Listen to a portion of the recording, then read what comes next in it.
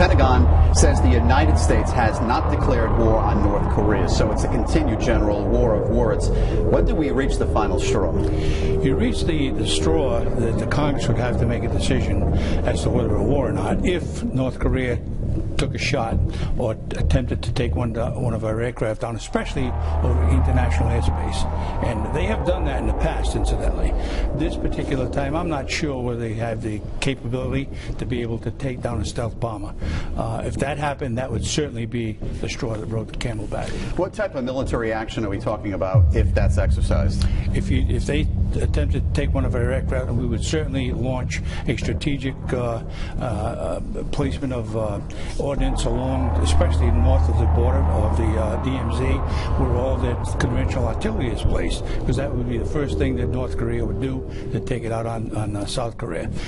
And in addition to that, they would take out industrial areas where munitions are known to be manufactured, in addition to the missiles that they allegedly have, and their nuclear sites if they have it. The problem is most of that is mobile. All right, you were talking about South Korea. U.S. Air Force Brigadier General Rob Gibbons, retired, said a war between the United States and North Korea would result in about 20,000 South Koreans dying every single day. So how do you protect South Korea? You almost can't, and that's exactly what I was talking about. Conventional artillery is all across the northern part of the DMZ.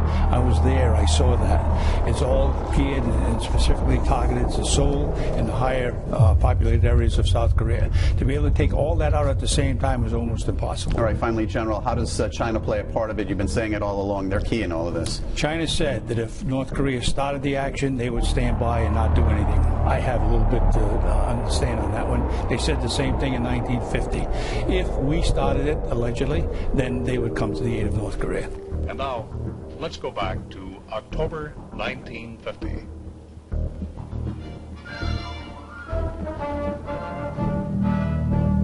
On 20 October, United Nations troops had seemingly sent the bulk of the communist forces fleeing in defeat toward the Manchurian border, 100 miles to the north.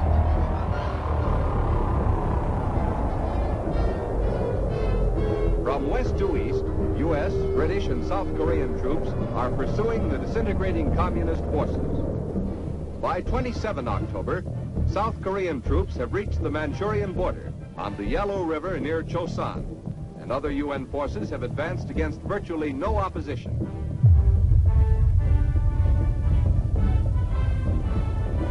But on the same day, a sudden, unforeseen factor changes the entire course of the war. Chinese communist troops cross the Manchurian border and help the North Korean Reds drive back UN forces. Chinese communists fighting in Korea are estimated at 75,000, with another 500,000 across the border in Manchuria posing a more serious threat. By 8 November, UN forces have been driven back considerably. But on this date, another unforeseen event occurs. Chinese and North Korean communist troops suddenly break off contact with United Nations forces and fight only rear-guard delaying actions as once again UN troops drive toward the Manchurian border.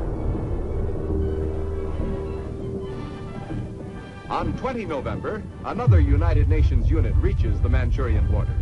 This time it is a United States unit, the first U.S. outfit to reach the border. As United Nations troops continue to advance in other areas, much depends on what the huge Chinese army will do next. China will never allow chaos and war on the peninsula.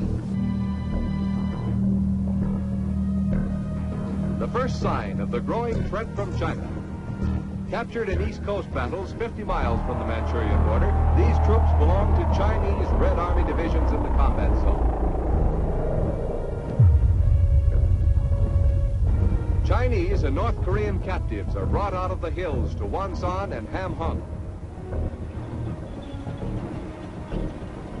The Chinese are better clothed than their North Korean comrades. With their quilted uniforms, they wear tennis shoes wrapped in layers of burlap, making a kind of shoe pack.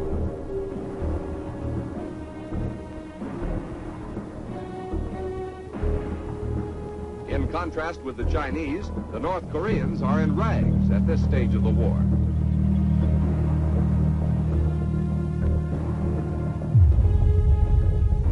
The prisoners double time across the Wonsan airfield.